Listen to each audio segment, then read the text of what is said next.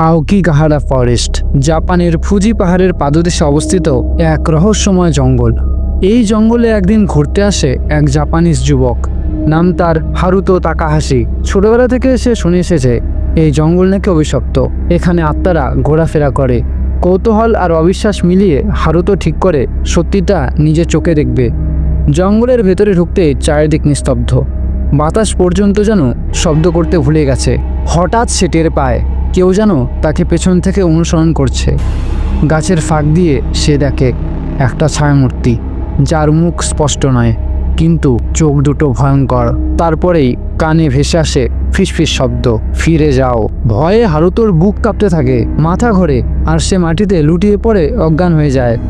প্রায় 1 ঘন্টা পর জ্ঞান ফিরে পেয়ে সে ছুটে পালায় জঙ্গল থেকে।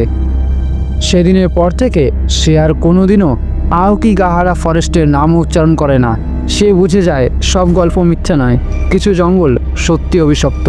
আওকিগাহারা জঙ্গল বলা হয় এটি জাপানের সবথেকে ভয়ানক এবং অভিশপ্ত একটি জায়গা।